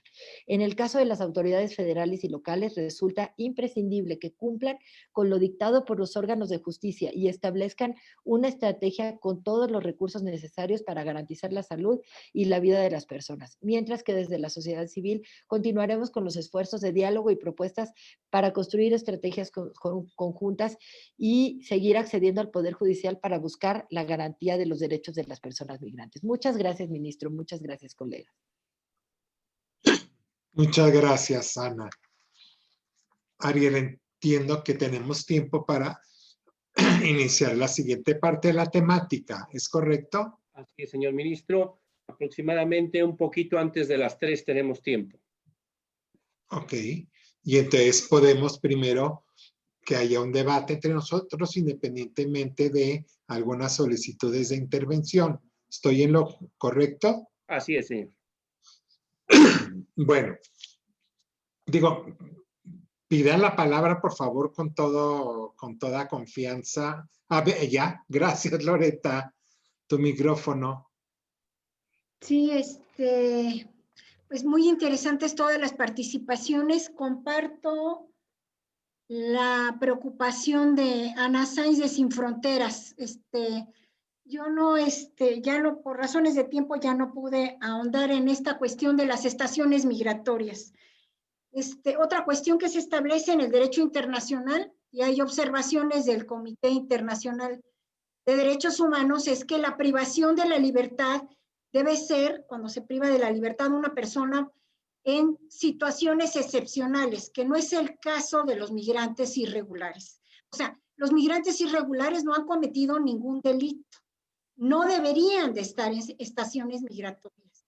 Y la situación es más grave todavía si además de que están confinados, privados de la libertad, de por sí ya, yo me acuerdo de las palabras de un ministro de la Suprema Corte de Argentina, que fue juez de la Corte Interamericana de Derechos Humanos de Zaffaroni. Esto hace ya un buen rato. Pero cuando asistí aproximadamente al curso precisamente del Sistema Interamericano de Derechos Humanos, allá en San José de Costa Rica, él era ponente, uno de los maestros, y dijo, yo pude entrar, revisar las condiciones de las cárceles de todos los países del sistema interamericano. Y salvo un país, México. Y yo comparo las condiciones, y ahí no se le permitió ingresar a las cárceles de México, a las estaciones migratorias poder entrar y que sean objeto de una revisión es casi imposible. Pero en fin, y no reúnen las condiciones. Yo digo que las cárceles son hoteles de 5 estrellas comparadas con las estaciones migratorias. Las estaciones migratorias están, no sé si han mejorado últimamente, pero me sospecho que no. Están mezclados niños con niñas, adultos mayores, mujeres con hombres. Es un lugar donde se les expone cada segundo del día, de los 365 días del día, a que les sean violados sus derechos humanos. Cada segundo del día. Y si aún se le aúna el problema de la enfermedad, el caso del COVID-19, el caso de Vélez Lor es un caso paradigmático, pero es exactamente la misma situación. O sea, es un migrante irregular que presentó la reclamación ante la Corte Interamericana de Derechos Humanos, una organización protectora, una ONG que vela por los derechos humanos y que resolvió la Corte Interamericana. Si no tenemos ese parámetro que nos exige, si de por sí es no detener, pero no además no es no detener. Si detenemos, por lo menos tenerlos en condiciones que reciban un trato digno, es decir, que tengan el espacio, como lo marcan Naciones Unidas. Hay todas unas reglas de Naciones Unidas sobre esto. Y entonces, como bien se ha señalado, se bajan bajo el parámetro, no le llaman detención, le llaman, ¿cómo le llamaban? Aseguramiento. Aseguramiento, ¿no? Para no utilizar las palabras. Y no les llaman delincuentes, no, son asegurados, pero tienen mejores condiciones, mucho mejores, un delincuente que un migrante. Un delincuente sabe, tiene todo el acceso legal, sabe cuándo entra, cuándo le tienen que, todas las etapas del procedimiento, cuándo va a terminar, cuándo va a salir de la cárcel, etcétera, razonablemente. Un migrante sabe cuándo entra, pero no sabe cuándo sale. Sabe cuándo entra, pero no sabe cuándo sale. Y además, si a eso se le agrega que no tienen asistencia jurídica gratuita, porque los países normalmente de donde vienen los migrantes irregulares son personas que carecen, o sea, que no los protegen diplomáticamente. Entonces no tienen asistencia legal. No la tienen. Esa es una situación Yo creo que por eso empecé diciendo que los más vulnerables en territorio nacional son los migrantes irregulares. Si a eso le agrego que sea una niña o mujer y que además sea indígena, pues entonces está perdida en la estratosfera, como la persona más vulnerable en México. Entonces, yo nada más quería hacer ese comentario y felicito a todos por su participación. Gracias, Loreta. Sí, nada más, Ana. Creo que, digamos que esto se une mucho con lo que nos dijiste tú, Loreta. En realidad, primero ponemos de relieve que estamos hablando de una privación de libertad. O sea, estas detenciones son una privación de la libertad de tránsito y desde luego la violación a muchos otros derechos humanos. Pero está destinada a un grupo vulnerable, además de esta detención. Y ahí viene lo que tú nos decías, Loreta, entiendo yo. Esta obligación reforzada que deberíamos de tener en materia de acceso a la justicia, al debido proceso, no solo para las autoridades jurisdiccionales, sino las administrativas, todos los procedimientos que llevan a cabo las autoridades administrativas. Ana, ¿querías decir algo? Sí, ministro, la verdad es una situación que nosotros hemos tratado de llamar mucho la atención porque no son pocas personas.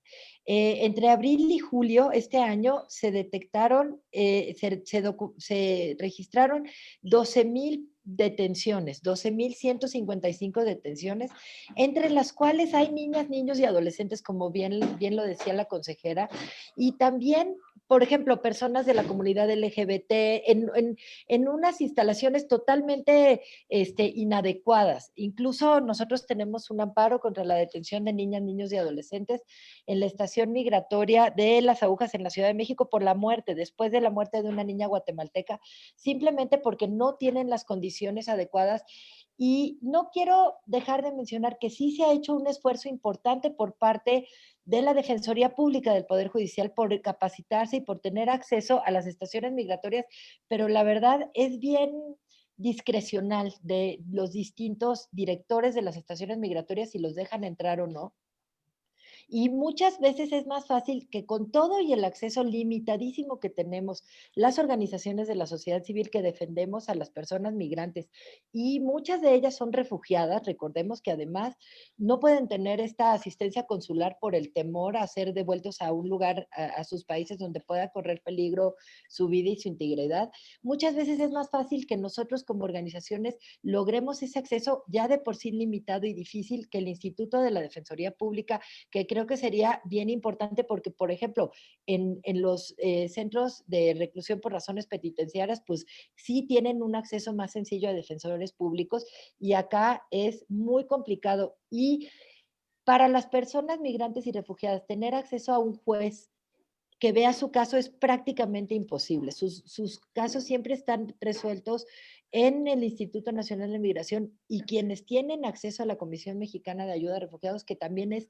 limitadísimo por el tamaño simplemente de la institución. Entonces, sí sería bien importante y hemos tenido buenos casos en donde han hecho inspecciones judiciales, inspecciones oculares, por parte del Poder Judicial, algunos juzgados que lo han optado de esa manera, pero tristemente seguimos con el asunto de la detención migratoria muy invisibilizado y por eso siempre celebramos poder tener la ocasión de intercambiar con ustedes en estos espacios.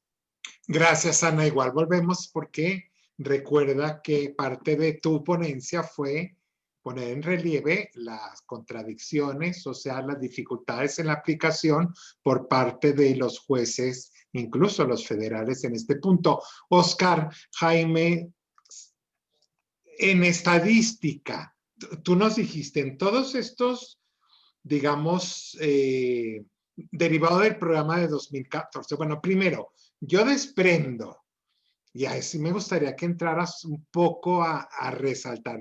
Lo desprendí de tu presentación, pero el porqué de la importancia de la estadística. O sea, ¿quiénes son los mayores usuarios? Yo vi la importancia para el enfoque de las políticas públicas, que deberían de ser las dependencias de los mayores usuarios, ¿no? De todo este esfuerzo que está haciendo el INEGI, al menos ahorita para todo lo que recaban con los diferentes instrumentos del ámbito no jurisdiccional, que es el más avanzado ahorita, si es que entendí bien. Sí, te escucho. Sí, gracias, ministro. Sí tenemos información sobre el ámbito jurisdiccional, pero no en este tema concreto sobre personas migrantes. Fundamentalmente por cuestiones de enfoque o prioridades. Como había mencionado, le dimos una gran importancia en el ámbito jurisdiccional al tema penal. Entonces, sí tenemos información de todas las materias. Por ejemplo, en el caso de los tribunales superiores de justicia de las entidades federativas, el total de expedientes que ingresan al año son poco más de 2 millones. Y en el caso del Consejo de la Judicatura, los juzgados de distrito, los tribunales unitarios de circuito y los colegiados de circuito, en total reciben poco más de 1 millón de expedientes. Entonces, para el caso de los locales, pues yo mencionaba, en la materia penal es alrededor del 7%, sí. La familiar es cerca del 40%, la civil es es un poco más del 30%. Entonces, la producción de información que tenemos con mucho mayor detalle es la penal. Sí tenemos un reto importante en las otras materias y creo que uno de los factores más relevantes es las encuestas, que recordemos que no todo lo que está registrado a través de las instituciones es todo lo que existe detrás de las necesidades de las personas, necesidades legales en este caso. Entonces, una encuesta de necesidades legales sería muy benéfica para México, para nuestro país, porque de esa forma tendríamos un mayor acercamiento a la realidad del fenómeno del acceso a la justicia en general, en todas las materias, tanto el ámbito jurisdiccional como también aquellas administrativas o, como mencionaba, cualquier mecanismo que esté reconocido legalmente para atender una disputa o un conflicto en términos de lo que requiere la persona, no cómo lo ve la justicia en sí, que es un aspecto muy relevante y que destacan las recomendaciones de Naciones Unidas y de la OCDE para medir el acceso a la justicia. En cuanto a por qué es importante la estadística en general, bueno, el mismo Estado mexicano lo reconoce en el apartado B del artículo 26 constitucional. Debe de contar el Estado mexicano con un sistema de información estadística y geográfica que alimente lo que está en el apartado A de ese artículo, que es el sistema para el desarrollo o el Sistema Nacional de Desarrollo. De forma que las políticas públicas, que es lo que plantea el artículo 26 constitucional originalmente, la política pública a través de este esquema del desarrollo nacional, sea alimentado por un sistema que tenga información oficial y de uso obligatorio para todo el Estado mexicano, conformado por los distintos poderes y los órdenes de gobierno, de forma que se utilice esa información para la planeación, y en el caso del ámbito del Poder Judicial, que también se utiliza la información estadística para tomar decisiones de su propia organización. En el ámbito jurisdiccional tenemos programas estadísticos a partir de 2010 para las comisiones de derechos humanos, a partir de 2014, y más reciente en el enfoque de derechos humanos, como yo mencionaba, para personas o grupos vulnerables, lo vamos a tener a partir de este año. Bueno, pero la información, la generación de esa información, pues aún está en procesamiento. Por eso todavía no presentaba cifras como las que mencionaba ya en términos generales del Consejo de la Judicatura, de los Tribunales Superiores de Justicia. La información, hay principios fundamentales que plantea las Naciones Unidas en materia estadística. Primero, pues que sea información, bueno, son distintas características, que sea independiente o elaborada con objetividad, que sea accesible y que tenga este enfoque de utilidad pertinente. Todos estos principios también están recogidos en la Ley del Sistema Nacional de Información Estadística y Geográfica, que plantean el mandato que tiene el INEGI y para todo el sistema de información estadística y geográfica, que no es solo el INEGI, sino lo constituyen las diferentes instituciones que componen el Estado mexicano. Esa sería mi punto. Gracias, Oscar. Sí, José Luis, por favor. Muchísimas gracias, señor ministro. Pues primero que nada, yo me gustaría resaltar muy favorablemente el carácter multidisciplinario de la mesa, ¿no? Creo que eso nos ha permitido tener varios ángulos. El ángulo del Consejo de la Judicatura, por supuesto el ámbito estadístico, que viene siendo la piedra angular que nos lleva a la realidad de este problema, y desde otro ángulo también, pues la cuestión de la impartición de justicia. Creo que es fundamental entender que la situación migrante, la condición migrante, es una condición de vulnerabilidad en sí misma y es un presupuesto para otras condiciones de vulnerabilidad. Está rodeado de otras características. En la debilidad que representa la condición migrante se afectan derechos de mujeres, de niños, actos que van desde un desplazamiento forzado, una retención indebida, y bueno, en la versión más fatídica, en la separación de familias que se ha dado en el norte de nuestro país, ¿no? En Estados Unidos, donde se ha visto el grado más extremo que se puede lacerar a una condición migrante. Me parece, pero saco una muy buena conclusión a partir de todo lo que comentan y a partir de lo que señala el señor ministro Lainez. Hoy hay un deber que no se limita a las autoridades administrativas y que debe trascender a las jurisdiccionales. Un deber muy, muy concreto de atemperar esas exigencias de acceso a la justicia, atemperar todos aquellos obstáculos, todas aquellas reglas que nos dificulten dar una protección especial.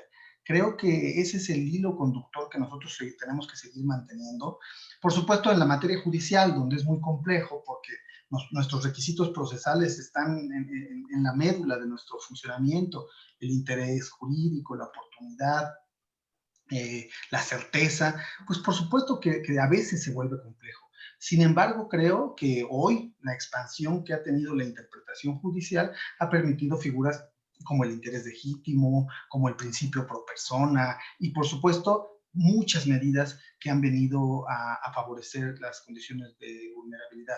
Creo que es el asunto que nos tocó analizar es de altísima complejidad social, pero creo que trabajos como este favorecen mucho en la concientización y en la estrategia que debemos ir tomando las autoridades en el ámbito de nuestras competencias. Gracias. Gracias, José Luis. Lo que dices es muy importante, ahorita vamos allá. Y yo me imagino, José Luis, tú nos pusiste sobre la mesa la migración en la otra óptica, es decir, los nacionales que están en el extranjero, que es una problemática específica a los migrantes que entran a nuestro territorio, generalmente en situaciones de mucha vulnerabilidad, sobre todo de la parte de Centroamérica. Y yo creo que ahí viene también me imagino yo, lo han de haber visto ustedes, por eso, digamos, me gustó mucho la reacción no la reacción, es una reacción, perdóname, la aplicación de la norma, utilizando todos los instrumentos que hicieron ustedes en la sala regional para decir cómo se puede proteger. Yo creo que además se enfrentaron, y lo voy a decir así, muchas veces pensamos en esos migrantes mexicanos en el extranjero, no como un grupo vulnerable, sino como que optaron por irse. Yo recuerdo allá en 1997, cuando se reforma la Constitución para permitir la doble nacionalidad, que tuvo como objetivo precisamente dejar de seguir privando a los mexicanos que estaban en Estados Unidos de su nacionalidad y de una serie de derechos cuando aceptaban algún documento de los Estados Unidos. Ese fue el objetivo fundamental. No saben la reticencia, es decir, tenemos ahí un nacionalismo interno malentendido de decir ellos están fuera por opción. Entonces, ve los argumentos que nos diste de por qué cuando se desaparece la figura, dicen, bueno, pues es que yo puedo interpretártelo como diciendo, apenas podemos ocuparnos de lo de adentro, allá están ellos, ¿no? Están allá están bien, ¿no? Entonces, creo que también ahí hay un problema en esa concepción de que pues fue por opción que se fueron cuando todos sabemos que no, en la mayoría de los casos no se fueron. Pero ahora, a mí sí me gustaría, ya tú empezaste, en la mañana nos preguntaron en el debate de ministros qué hacer como juzgadores ya. Tenemos aquí un problema de estas dificultades a los que se enfrentan los migrantes, primero pues para que sean representados, ¿no? Como lo dijo Loreta también, y qué hacer como juzgadores para tratar de, pues bueno, de evitar situaciones como las que estamos viendo desde la interpretación del interés legítimo para ciertos litigios que llamamos estratégico, que por cierto luego a veces no tiene buena reputación porque consideramos que no debiera, yo no, desde luego, pero se considera no, porque el litigio estratégico, bueno, ¿no? Habrá algunos que no son serios, pero hay muchos que son serios. ¿Qué nos tocaría o qué podíamos intentar por ahí? Sí, señor ministro. Fíjese que yo creo que un problema recurrente en el que a veces incurrimos los jueces es en refugiarnos precisamente en esos requisitos procesales, en todas esas garantías, porque sentimos que si actuamos de otra manera, estamos generando un desequilibrio procesal. Y tenemos ese máximo cuidado de no recargarnos hacia proteger a una condición de vulnerabilidad, porque sentimos que estamos rompiendo un principio básico de la impartición de justicia. Creo que a veces los juzgadores también debemos de identificar que la tutela de los derechos humanos, y en este caso, que son derechos de naturaleza eminentemente colectiva, pueden favorecerse sin necesidad de ese rompimiento. Es muy difícil para un juzgador hablar en contra de los requisitos procesales cuando son precisamente los mecanismos que resguardan nuestra función. Pero creo que sí, el mandato que nos dio la reforma desde el año 2011, ya no es tan cercana esta reforma, pues nos ha invitado a una proyección muy sólida para que cambiemos nuestra interpretación, para que pongamos en la centralidad de la interpretación a la persona. Y por supuesto que en el ámbito que a mí me corresponde, pues la aportación no fue más que un granito de arena. A nosotros nos corresponde la tutela de los derechos político-electorales y aportan demasiado, pero el problema no me queda duda que es altísimamente complejo. Creo que lo que nosotros pudimos aportar fue la posibilidad de ejercer un derecho político-electoral, tanto en su faceta activa como en el derecho también a ser votado. Es un proceso un poco complejo y largo, pero creo que vamos avanzando. Sí, Loreta y luego Ana, con todo gusto. El artículo de la Convención Americana que cita el magistrado José Luis Ceballos es de importancia fundamental. Yo he mencionado, en 1981, México ratificó el Pacto Internacional de Derechos Civiles y Políticos y la Convención Americana de San José de Costa Rica. No es sino hasta la reforma del 2011 en Derechos Humanos que estamos en la posibilidad de dar cumplimiento a estos instrumentos internacionales. Hay que recordar que ante la ante la Corte Interamericana de Derechos Humanos, México es en porcentaje con los países del Sistema Interamericano de Derechos Humanos, tiene un porcentaje de violación de la convención, o sea, de reclamos, de quejas, un 80%, que es altísimo. Y mucho se debe a que precisamente no nos hemos ajustado a aplicar sobre todo estos instrumentos, estos dos. Los dos tienen la misma cláusula, tanto el pacto como la Convención Americana. Es decir, desde 1981 debería de haberse modificado la Constitución, dice, los estados, palabras más, palabras menos, los estados para ser efectivos los derechos mencionados o regulados en este instrumento internacional deberán modificar su constitución, leyes y demás disposiciones para hacer subrayo efectivo los derechos establecidos en este instrumento. Y luego señala, la Convención Americana en el artículo 25 dice, para toda persona debe tener, para hacer efectivos los derechos establecidos en este instrumento, en la Convención, un recurso jurídico efectivo, rápido y eficiente. O sea, son los 3 requisitos. No nada más es hacer como que hacemos justicia o tenemos un debido proceso, sino que tenemos que garantizar de manera efectiva los derechos fundamentales establecidos en la Convención Americana de Derechos Humanos y Pacto Internacional de Derechos Civiles y Políticos. Hasta en tanto no se satisfaga esa protección efectiva, podemos caer en incumplimiento. ¿Por qué? Porque no es una cuestión nada más de tener leyes que no vean por una efectiva protección. A veces las leyes se quedan cortas, lo que son, como que dicen letra muerta, y es la responsabilidad del Poder Judicial, de los jueces, de precisamente aterrizar estas normas de derechos humanos, que son ley suprema de toda la Unión, y hacer efectivos estos derechos fundamentales. Ya con la reforma del 2011, pues no se tiene ningún problema para ello, porque se tiene desde el artículo 1, obviamente, hasta los principios de interpretación en materia de derechos humanos, que no nada más es el principio pro persona, son muchos más, y que incluso están contenidos en los propios instrumentos internacionales, en concreto el artículo 29 de la Convención Americana.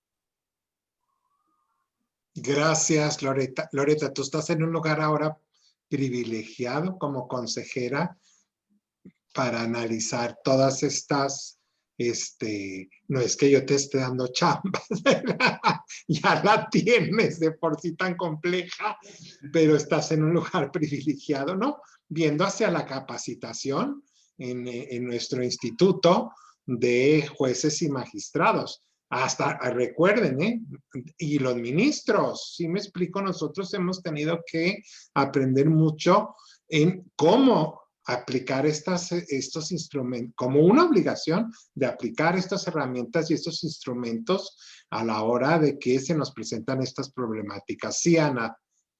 Muchas gracias, ministro. La verdad es yo quiero poner 2 ejemplos muy claros. Por ejemplo, en cuanto al acceso a la justicia, bien difícil para las personas en movilidad, hablo de las personas, por ejemplo, en el aeropuerto, que vienen a pedir asilo. Para los operadores luego del Instituto Nacional de Migración, ellos hay una zona que le llaman la burbuja del aeropuerto, en donde ellos creen que no procede un amparo. Así de simple. Es escandaloso. Y bueno, por suerte hemos logrado sí la interposición de algunos, sobre todo a veces nos ayudamos de operadores de la Comisión Mexicana de Ayuda a Refugiados o de la Comisión Nacional de Derechos Humanos. Pero en el entendimiento, para ellos eso no es territorio nacional. No entiendo esta manera de operar del instituto.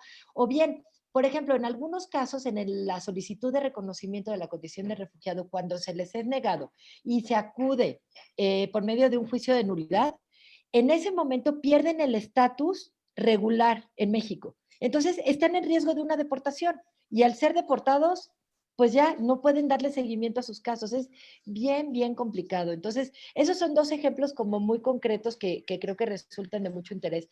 Ahora, me parece bien interesante toda la ponencia del magistrado José Luis Ceballos, porque los derechos civiles y políticos pues deben acompañar a la persona. O sea, vienen con la persona y seríamos muy ciegos de no ver el fenómeno, por ejemplo, de las caravanas como un fenómeno de organización política en el que la gente ejerce su libertad de expresión, su libertad de asociación para hacer exigibles sus derechos. Me parece que no podemos obviarnos de esa óptica y sin duda estos derechos políticos van a ayudar a que las personas en movilidad se encuentren en una mejor posición en donde estén.